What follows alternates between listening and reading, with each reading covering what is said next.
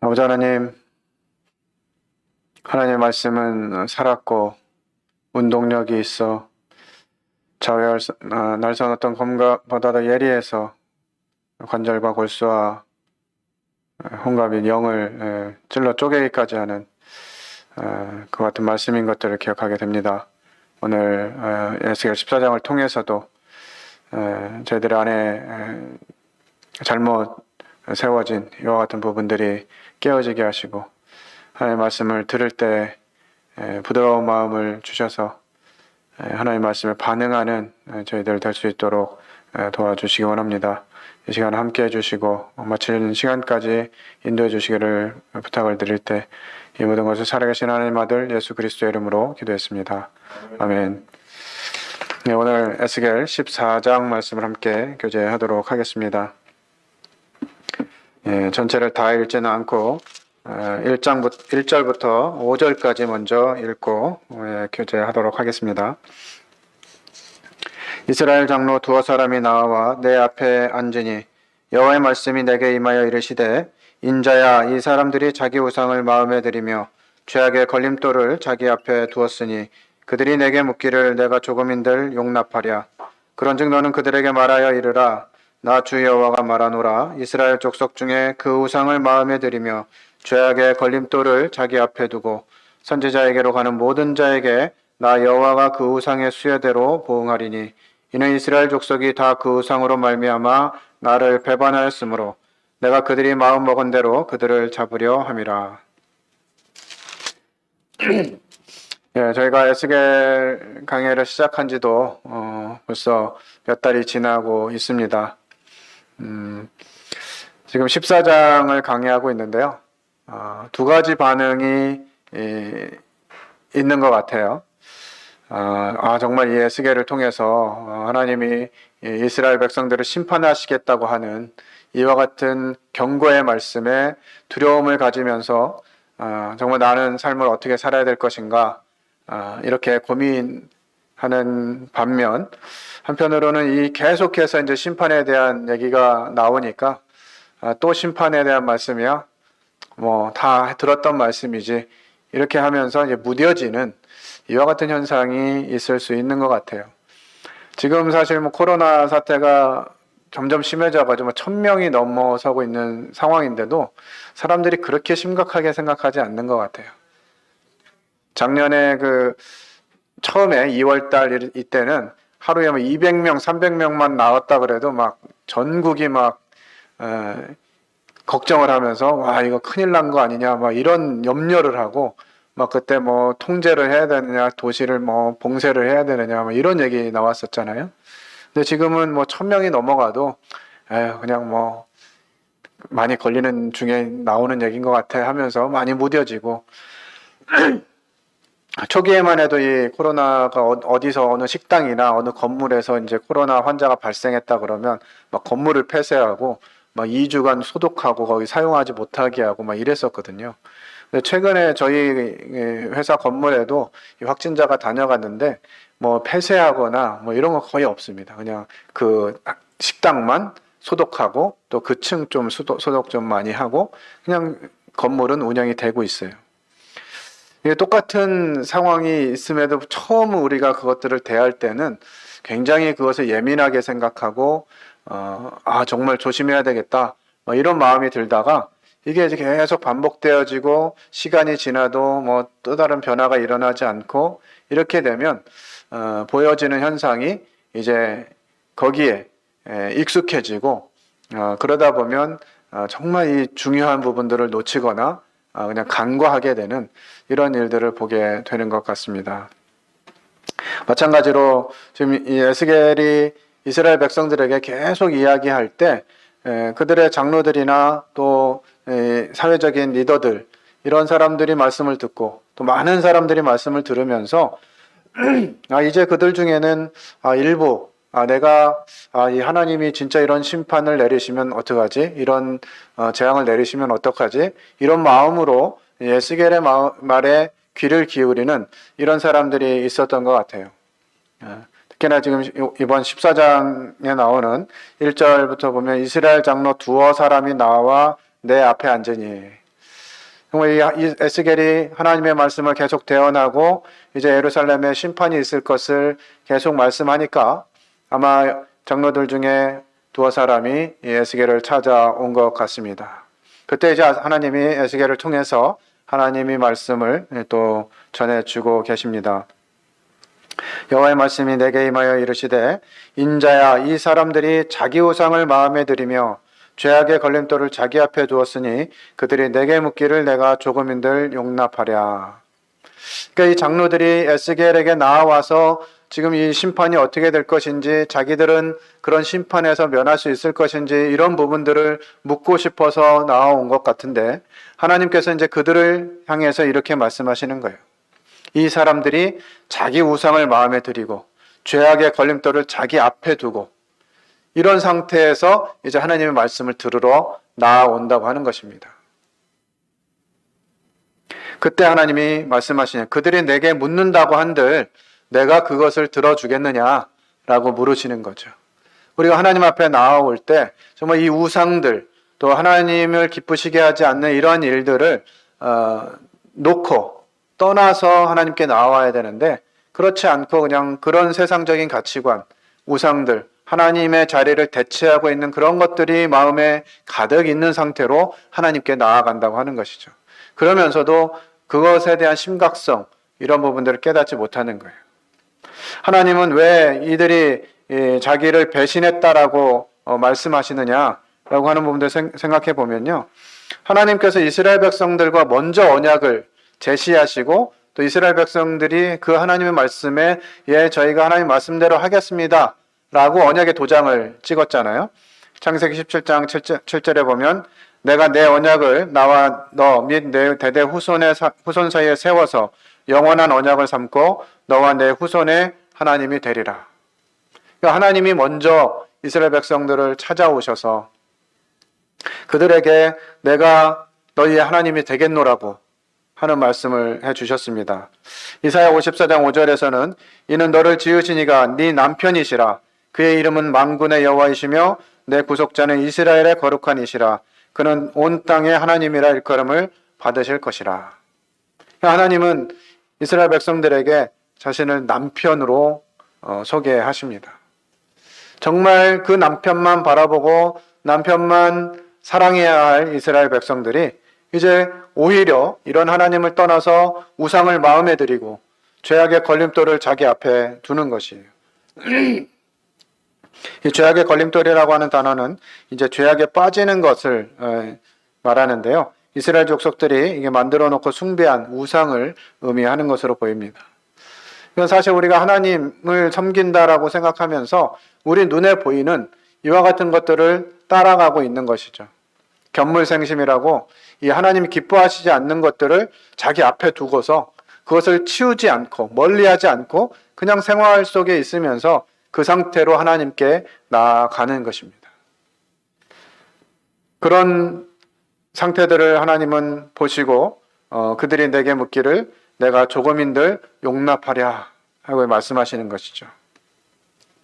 그런즉 너는 그들에게 말하여 이르라 나 주 여호와가 말하노라 이스라엘 족속 중에 그 우상을 마음에 들이며 죄악의 걸림돌을 자기 앞에 두고 선지자에게로 가는 모든 자에게 나 여호와가 그 우상의 수요대로 보응하리니. 선지자에게 왜 갑니까? 선지자한테 가서 뭘 듣죠?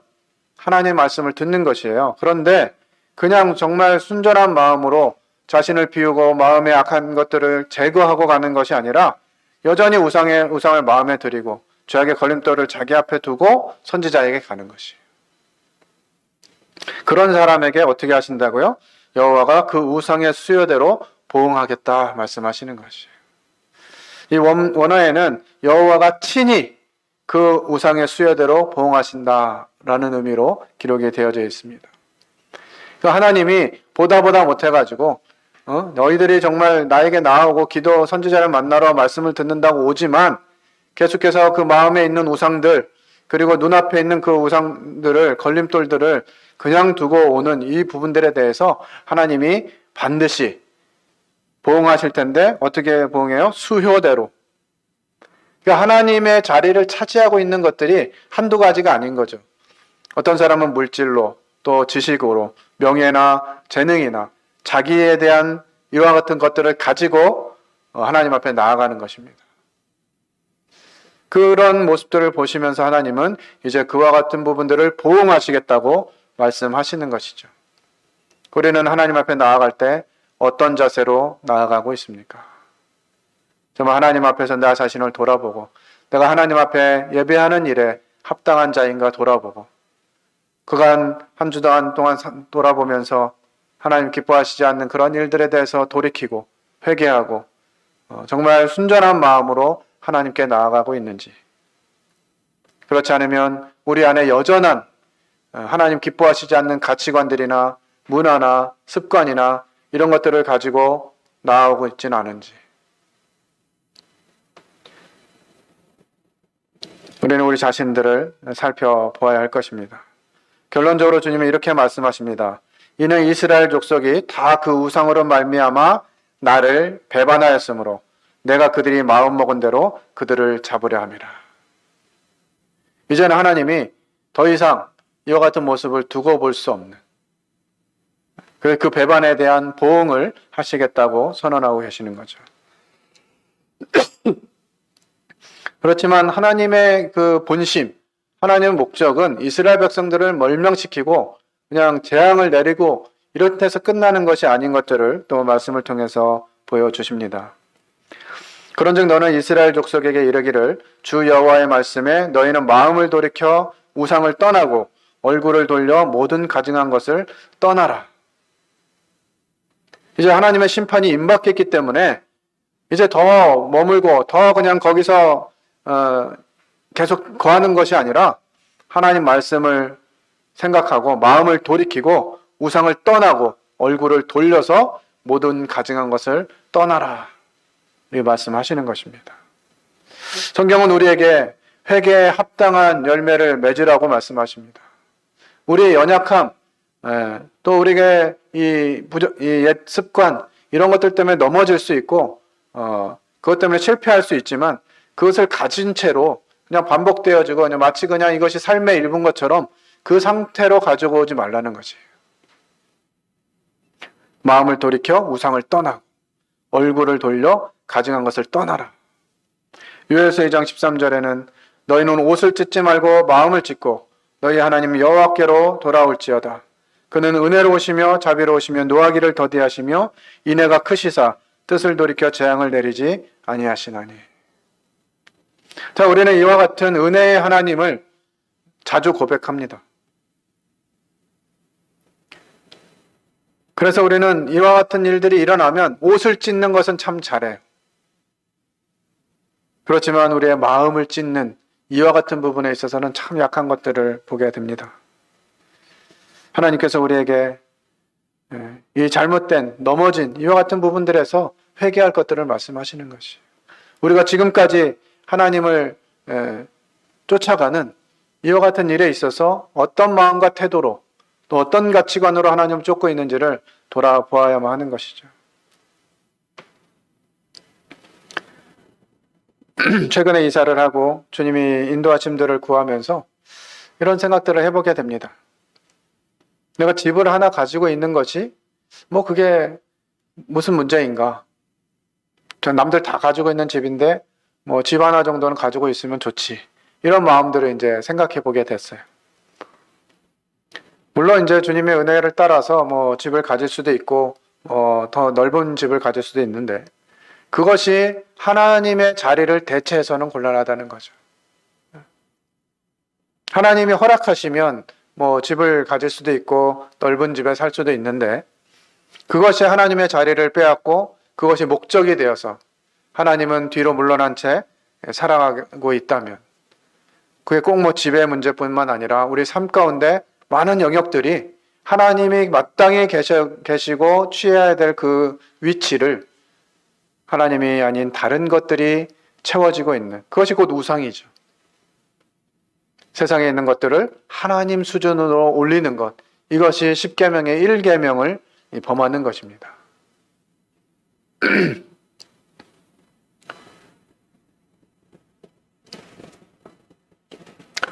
7절에 이스라엘 족속과 이스라엘 가운데 거류하는 외국인 중에 누구든지 나를 떠나고 자기 우상을 마음에 들이며 죄악의 걸림돌을 자기 앞에 두고 자기를 위하여 내게 묻고자 하여 선지자에게 가는 모든 자에게는 나 여호와가 친히 응답하여 그 사람을 대적하여 그들을 놀라움과 표징과 속담거리가 되게 하여 내 백성 가운데에서 끊으리니 내가 여호와인 줄을 너희가 알리라. 이 이스라엘 족속 가운데 거하는 외국인들에게도 말씀하십니다. 이 외국인들도 마찬가지로 그들은 스스로 이제 이스라엘과 하나님이 함께 하심을 보면서 나도 이스라엘 사람이 되고 싶다 하는 마음으로 돌아와서 자신들을 하나님 앞에 두고 또 할례를 받고 이러면서 이제 이 하나님의 언약의 백성이 된 것이죠. 그들조차도 여전히 마음의 우상을 두고 죄악의 걸림돌들을 앞에 두고 하나님께 나아가는데 어떻게 나아갑니까? 자기를 위하여 내게 묻고자 하여. 이게 목적이 하나님의 뜻하심 이것이 아니라 자기를 위해서 하나님께 나아가는 거죠. 하나님, 저를 위해서 뭘 해주시겠습니까? 하나님, 제가 이렇게 한다 그러면 하나님 저에게 뭘 해주실 수 있으세요? 하나님을 자꾸 시험하고 하나님께 나아가는 그 목적 자체가 하나님의 뜻을 구하고 하나님의 영광이 나타나길 구하기보다는 자기를 위해서 나아가는 거죠. 옛 습관으로 다시 돌아간 것 같아요. 하나님이 없던 그와 같은 시절처럼. 이런 사람들에게 동일하게 말씀하십니다. 그 사람을 대적하여 그들을 놀라움과 표징과 속담거리가 되게 하여 내 백성 가운데서 끊으리니 내가 여호와인 줄을 너희가 알리라. 계속 하나님의 엄미하신 심판의 메시지가 증거되고 있음에도 불구하고 자신을 돌이키고 하나님 뜻을 추구하고 하는 것이 아니라 여전히 자기 삶에 집중되어져서 자기를 위해서 구하는 이와 같은 자들에게 하나님이 말씀하시는 것입니다. 근데 외국인들에 대해서 왜 특별히 이렇게 말씀하셨을까? 외국인들도 말 안 들으면 심판받아. 이것이 목적이 아니라 그들도 돌이키기를 원하시는 것이죠. 베드로서 3장 9절에 보면 주의 약속은 어떤 이에 더디다고 생각하는 것 같이 더딘 것이 아니라 오직 너희를 대하여 오래 참으사 아무도 멸망치 않고 다 회개하기에 이르기를 원하시느니라. 하나님께서는 유대인뿐만 아니라 그 가운데 섞여 있는 이방인들에게도 하나님의 심판을 말씀하시면서 돌이키기를 원하시는 것이죠. 하나님의 목적은 언제든지 심판과 재앙 거기에 목적이 있는 것이 아니라 할 수만 있다면 하나님 음성을 듣고 회개하고 돌이키기를 기대하시는 것입니다. 9절에 만일 선지자가 유혹을 받고 말을 하면 나 여호와가 그 선지자를 유혹받게 하였음이거니와 내가 손을 펴서 내 백성 이스라엘 가운데에서 그를 멸할 것이라. 이 말씀을 보면서 뭐지? 하나님이 선지자를 유혹받게 하셨다고? 하나님이 그렇게 일부러 하신 건가? 이렇게 이제 이해할 수가 있는데 이 상태는 정말 한 단계 더 나아가서 이미 그 선지자의 마음이 유혹받고자 하는 그래서 자신들이 좋은 말을 해주기를 바라고 오는 사람들에게 하나님의 말씀이 아니라 그래 하나님은 우리를 사랑하시기 때문에 우리를 재앙에서 면케해 주실 것이고 심판하지 않으실 거야. 이런 말을 해주는 것이죠.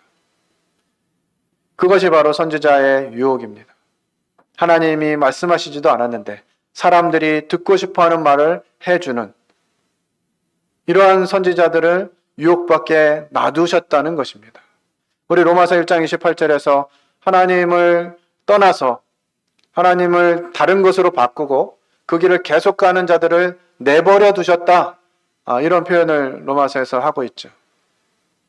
정말 하나님 말씀을 계속 떠나가지고 계속 자기 길로 가고 하나님 말씀하심에도 계속 거절하고 자기 뜻대로 행하는 사람들을 하나님이 이제 내버려 두시게 되는 것입니다.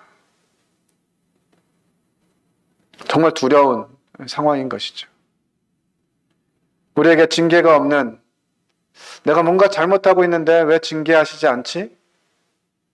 이런 상황에 다행스럽게 생각하고 하나님이 이 정도는 그냥 받아주시나 보다 이렇게 생각할 것이 아니라 정말 하나님이 내버려 두시는 이와 같은 상황이 되는 것을 좀 안타깝게 여겨야 할 줄로 압니다.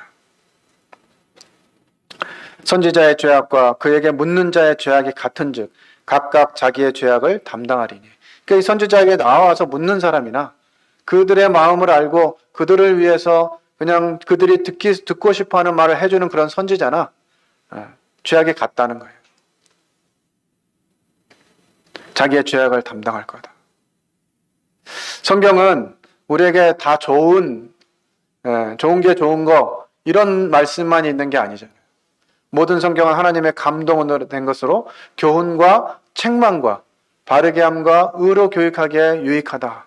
이런 말씀들을 주시는데 우리는 하나님 말씀을 통해서 어떤 책망을 받아야 하는지 어떻게 바르게 함을 받아야 하는지 생각해 봐야 돼요.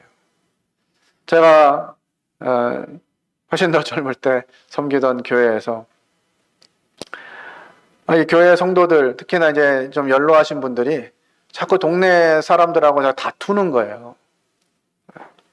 간증이 안 좋잖아요. 성도들이 자꾸 다투고 마을에서 뭐 사람도 많지 않은데 교회 나가는 사람들이 또 성도들끼리 다투기도 하고 뭐 이런 일들이 있으니까 간증이 좋지 않잖아요. 그래서 제가 이제 그와 같은 부분들을 좀 기도하면서 그리스도인들이 어떤 선한 간증을 보여야 되는지 그런 부분을 좀 교제를 했는데 말씀을 끝나고 그나마 그 교회 중직을 맡고 있는 형제님께서 말씀을 너무 이렇게 강하게 하면 좀 곤란하다고 뭐 그러는 거예요. 그러면서 이 마을 사람들 마음 얻으려면 같이 술도 먹어줘야 되고 뭐 같이 노름도 해줘야 되고 뭐 그런다는 거예요. 참 그 얘기를 들으면서 제가 너무 황당했어요. 아니 어떻게 교회를 돌보고 함께 이렇게 교회를 운영한다는 분이 그런 말을 할 수 있나. 우리가 선을 베풀고 하나님의 자녀다움을 말하고 하나님 말씀이 그렇다라고 하는 것들을 이야기하는데 여기 마을 사람들하고 좋은 관계 되려면 그렇게 하는 수밖에 없어. 이런 식으로 이제 이야기하는 거죠. 그리고 하나님 말씀을 담대하게 정말 하나님이 지적하는 부분들에 대해서 이야기할 때마다 가끔 들리는 얘기는 오늘 강단 말씀이 너무 강했던 것 같아. 이런 얘기가 심심치 않게 들려요. 그 말씀에 정말 내 마음이 찔리고 하나님 앞에서 참 교훈을 생각하게 됐습니다. 이렇게 받아야 될 말씀들을 강단에서 저렇게 말씀 세게 해도 되나? 이런 식의 이제 반응이 있는 것이죠. 사실 저희들 뭐 라떼 여기 얘기하면 그냥 꼰대 소리 듣고 이래가지고 말씀도 그렇게 잘 못하는 것 같아요. 그죠? 요즘 그 젊은 청년들이나 이렇게 젊은 사람들한테 뭐 이렇게 좀 권면하기가 쉽지 않은 그런 분위기가 되어버린 것 같습니다. 그런 얘기를 좀 해주고 싶은데 괜히 그런 얘기 잘못하면 그냥 실족하고 마음 상해가지고 또 교회 안 나오고 이런다는 이유 때문에 아예 말을 잘 안 하는. 그래서 자매님들도 젊은 자매들에게 권면 잘 못하고 형제님들도 젊은 형제들에게 권면 잘 못하고 마음엔 좀 부담이 있고 이런 가운데 있으니까 이 교제가 잘 안 이루어지는 이런 일들도 있는 것 같습니다. 그래서 하나님 말씀을 전하는 자는 자기 말을 하는 것이 아니라 하나님께로부터 받아서 말해야죠. 그리고 그 말씀을 듣는 사람들도 이것이 하나님의 말씀이구나 라고 들어야 되는데 듣고 싶은 사람도 자기 듣고 싶은 말만 하고 또 그런 걸 아니까 하나님 말씀을 대언하는 사람이 하나님의 말씀을 받아서 하는 것이 아니라 사람들이 듣고 싶어하는 말을 해주는 그렇게 해야 사람들이 교회에 온다. 이래가지고 삼박자 구원 이런 얘기들 많고 그러나 이와 같은 자들이 죄악이 같다. 하나님께 말씀하십니다. 이는 이스라엘 족속에 다시는 미혹되어 나를 떠나지 아니하게 하며 다시는 모든 죄로 스스로 더럽히지 아니하게 하여 그들을 내 백성으로 삼고 나는 그들의 하나님이 되려 함이라. 주 여호와의 말씀이니라. 하나님이 이와 같은 심판과 징계를 하는 이유가 어디 있느냐? 나를 떠나지 않게 하고 죄로 스스로 더럽히지 않게 하고 내 백성으로 삼고 나는 그들의 하나님이 되려 함이라. 이것이 하나님의 본심인 것이에요. 에스겔 33장 11절 말씀 우리 함께 읽어보도록 하겠습니다. 시작. 너는 그들에게 말하라. 주 여호와의 말씀이니라. 나의 삶을 두고 맹세하노니 나는 악인이 죽는 것을 기뻐하지 아니하고 악인이 그 길에서 돌이켜 떠나 사는 것을 기뻐하노라. 이스라엘 족속아 돌이키고 돌이키라. 너희 악한 길에서 떠나라. 어찌 죽고자 하느냐. 하나님은 심판을 말씀하시지만 그 본심이 그냥 심판해가지고 멸망시켜버리는 이것이 아니라 어찌됐든 그 길에서 돌이켜서 살기를 원하시고 하나님의 그 풍요하심, 풍성하신 지혜, 지식, 오늘 저희들 큐티를 통해서 묵상했습니다만 사도 바울이 골로새 성도들이 알기를 원했던 그 그리스도 안에 있는 지식과 지혜의 부요함, 이런 것들을 알게 하기를 원하시는 거잖아요. 하나님이 이스라엘 백성들에게 계속 이렇게 같은 말씀을 반복하면서 하시는 그 말씀의 본질은 돌이키라는 것이에요. 그럼에도 불구하고 정말 그들이 돌이키지 않고 회개하지 않으니까 하나님이 마치 결론처럼 다시 말씀하십니다. 이제 13절로부터 20절까지 어떻게 징계를 하실 것인지, 재앙을 어떻게 허락하실 것인지를 네 가지로 말씀하시는데요. 첫 번째는 그 양식을 끊는 것입니다. 온 나라에 기근을 내려서 사람과 짐승을 그 나라에서 끊겠다. 두 번째는 사나운 짐승으로 심판하시겠다. 이것은 이제 심판의 도구인 바벨론을 의미합니다. 바벨론을 통해서 이스라엘을 징계하겠다. 세 번째로 칼로 그 땅에 임하게 하겠다. 전쟁으로 심판하시겠다는 거죠. 넷째로 그 땅에 온역을 내려서 이 전염병을 통해서 심판하시겠다 하는 말씀을 이제 13절로 20절까지 말씀해주고 있습니다. 13절에서는 양식을 끊어 기근을 내려 사람과 짐승을 그날에서 끊는다고 말씀하시고요. 15절에서는 사나운 짐승을 그 땅에 다니게 해서 그 땅을 황폐하게 하여 사람이 그 짐승 때문에 능히 다니지 못하게 한다. 또 칼이 그 땅에 임하게 하고 명령하기를 칼아 그 땅에 돌아다니라 하고 내가 사람과 짐승을 거기서 끊는다 한다. 네 번째로 전염병을 내려 죽임으로 내 분노를 그 위에 쏟아 사람과 짐승을 거기서 끊는다 한다. 하나님이 계속해서 이 심판의 확실성, 분명히 심판하겠다고 말씀하시는 거죠. 그런데 네 번이나 반복해서 하시는 말씀은 비록 노아, 다니엘, 욥 이 세 사람이 거기 있을지라도 그들은 자기의 공의로 자기의 생명만 건지리라. 나 주 여호와의 말이니라. 정말 이스라엘 백성들의 상태가 심각해졌습니다. 여기 기록되어 있는 노아, 다니엘, 욥 이런 사람들 어떤 사람들입니까?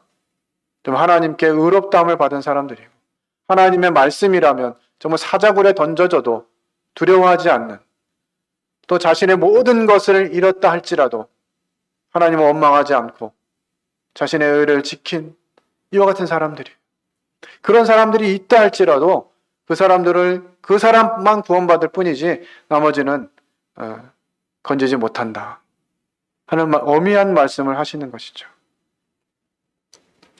이 심판 가운데서도 정말 말씀대로 순종하고 하나님을 경외했던 노아가 건짐을 받았죠. 심판과 구원의 두 가지를 다 생각할 수 있는 인물입니다. 다니엘이라는 이름의 뜻은 하나님이 나의 심판자이시다 하는 의미를 가지고 있습니다. 다니엘은 1차 포로로 끌려가서 사자굴에서 건짐을 받는 이와 같은 일을 경험하게 됩니다. 비록 포로로 끌려갔지만 하나님을 경외하고 하나님을 두려워할 때 하나님이 그를 건지시는 모습들을 보게 되죠.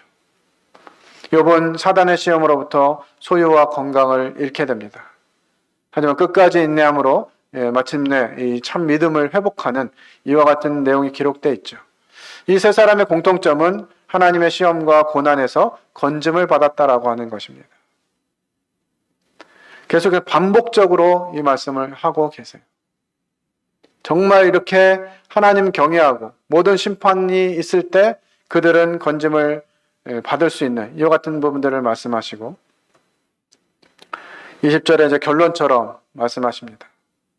비록 노아, 다니엘, 욥이 거기에 있을지라도 나의 삶을 두고 맹세하노니 그들도 자녀는 건지지 못하고 자기의 공의로 자기의 생명만 건지리라. 주 여호와의 말씀이니라. 이 하나님의 심판 앞에서는 누구와 같이 가는 것이 아니라 부모를 따라가는 것이 아니라 교회 인도자를 손잡고 가는 것이 아니라 하나님 앞에 각자 서게 될 것입니다.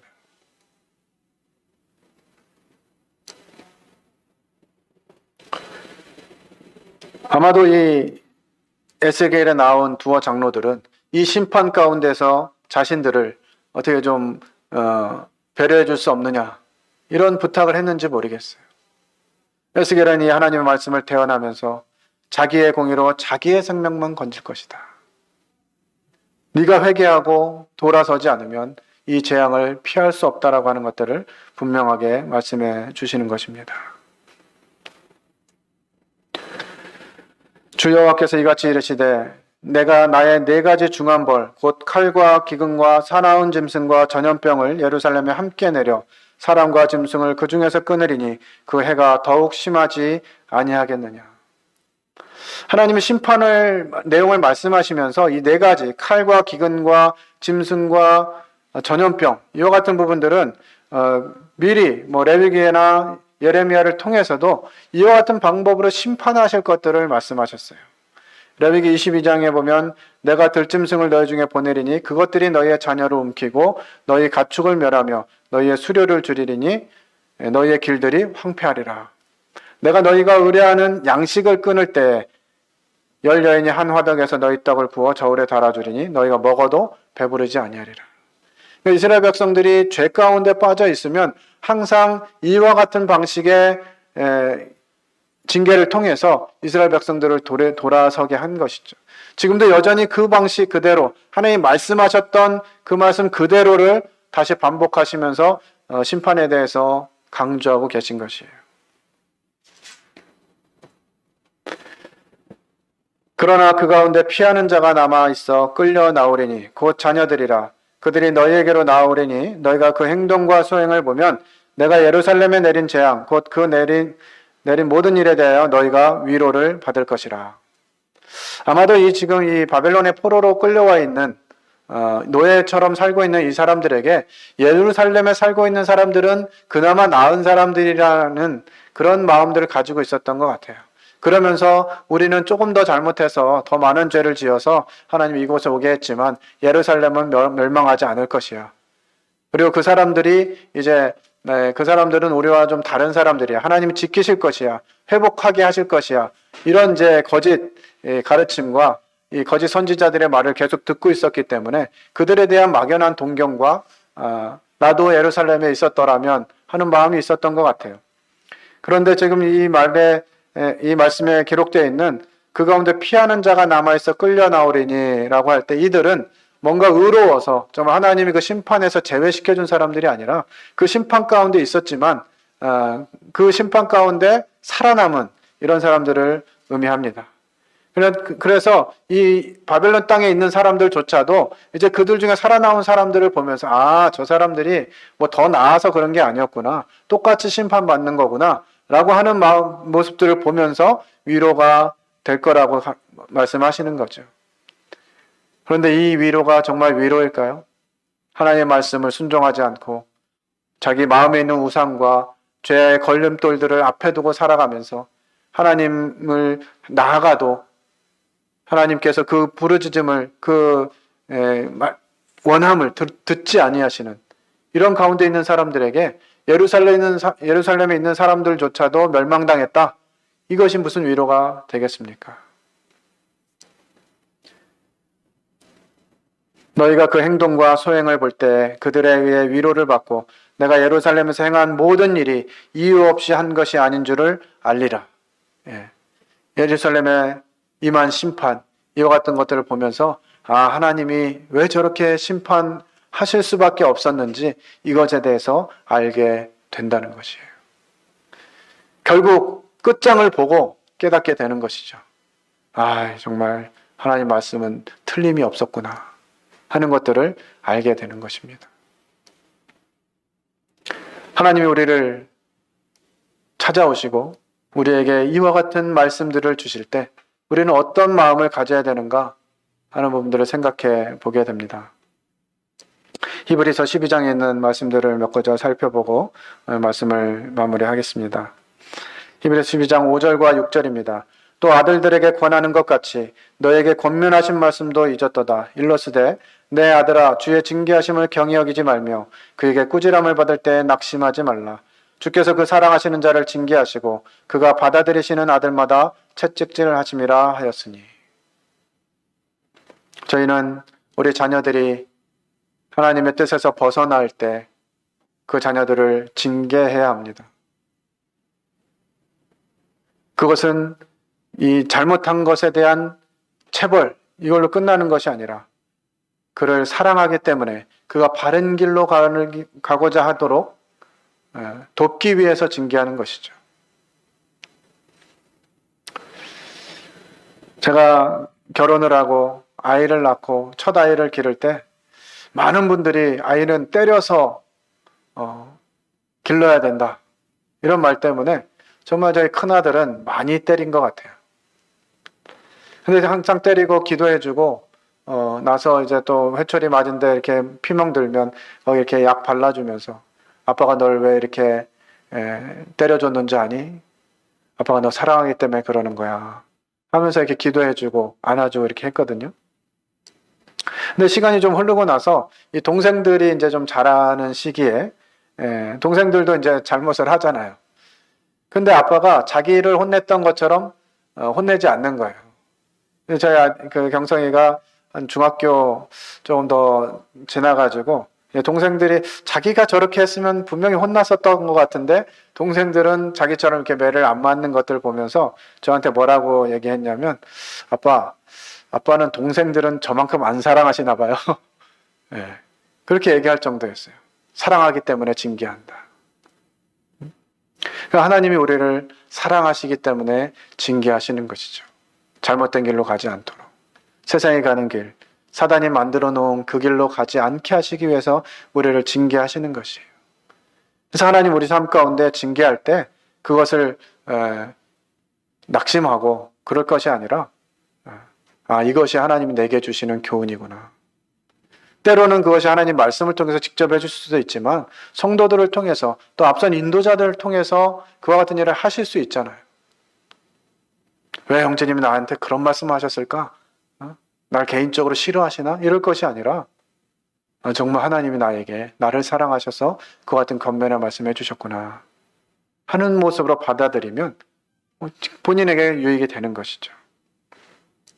12장 8절에 보면 징계는 다 받는 것이거늘 너희에게 없으면 사생자요 친아들이 아니니라. 정말 자기 아들이 아니면 그렇게 관여하지 않고 그러려니 하고 넘어갈 수 있잖아요. 남의 자식이니까. 하나님께서 자기 자녀들을 보시면서 그 심판 앞에서 돌이키지 않는 이와 같은 모습을 보시면서 안타까워 하시는 것이죠. 징계가 당시에는 즐거워 보이지 않고 슬퍼 보이나 후에 그로 말미암아 연단을 받은 자들은 의와 평강의 열매를 맺느니라. 우리가 교회 생활을 하고 가정 생활을 하고 이러면서 그냥 다 좋은 얘기, 좋은 게 좋은 거니까 부드러운 얘기, 또 다 좋은 얘기만 들으면 기분이야 좋겠죠. 그러나 우리의 잘못된 부분들, 하나님이 교훈하시고 책망하시는 이런 부분들에 대해서 듣지 못하면 우리가 후의 열매, 이 의와 평강의 열매를 맺는 일에는 실패하게 될 것입니다. 자주 혼나고 실패하고 넘어지고 그것을 통해서 하나님은 나에게 이런 마음이 있으셨구나, 나를 위한 계획이 있으셨구나 하는 것들을 알아가는 것이 그냥 아무 일 없이 편안하게 하고 싶은 거 다 하고 내가 원하는 거 다 이루고 이렇게 사는 것보다 낫다는 거죠. 여전히 마음에 우상을 두고 죄악의 걸림돌들을 마주하면서 우리는 하나님께 나아갈 수 있다고 하는 이런 사실들을 저희가 기억하고 정말 하나님께 나아갈 때 이와 같은 데서 돌이켜서 회개에 합당한 열매를 맺고 하나님이 기뻐하시는 그와 같은 상태로 하나님께 나아가야 될 것입니다. 계속해서 하나님은 우리에게 이렇게 권면해 주시고 책망하시는데 이 책망을 귀를 닫고 어제도 들은 말씀, 작년에도 들은 말씀, 또 듣는 말씀이지 이렇게 자꾸 하다 보면 우리 양심이 무뎌지고 성령이 소멸케 되면서 하나님 말씀이 전혀 삶 가운데 반영되지 않는, 그러면서도 나는 하나님 믿고 있다. 나는 하나님의 자녀다. 하나님이 우리를 은혜로 대우하실 것이다. 이렇게 믿고 있다면 정말 하나님의 이 어미하신 말씀 앞에서 나 자신을 돌아보고 내 상태가 어떤지, 내가 하나님 기뻐하시지 않는 우상들이 내 마음 가운데 있지 않는지, 또 이와 같은 일에 걸려 넘어지게 하는 요소들이 내 삶 가운데 있지 않은지 하는 부분들을 돌아보았으면 좋겠습니다. 하나님 우리를 징계하시면 그 징계하심을 기꺼이 받아들이고 다시 돌이키고 회개해서 좀 하나님께로부터 받는 그런 공급함을 통해서 살아갈 수 있는 저희들의 삶이 되기를 원합니다. 계속해서 들려지는 이 에스겔 경고의 말씀들 저희 들으면서 지금 살고 있는 오늘을 조명해보고 하는 말씀 앞에 서게 되기를 원합니다. 기도하고 마치겠습니다.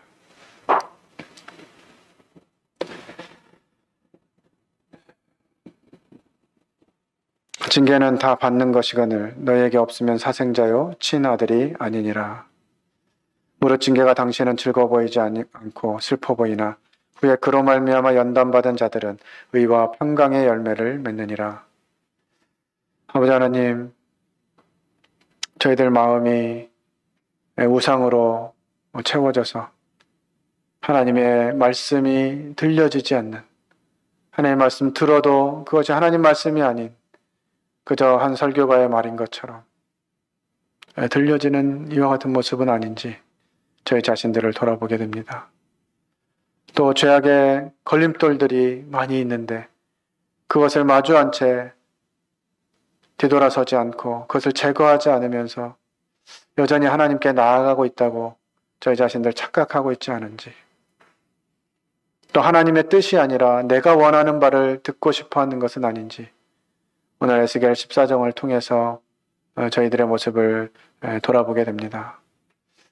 참 이 에스겔을 통해서 하나님이 하신 이 간절한 말씀, 하나님이 우리의 하나님이시고 하나님이 우리의 아버지이심을 저희들이 기억하고 하나님께 돌이키는 날들이 되게 하시기를 원합니다.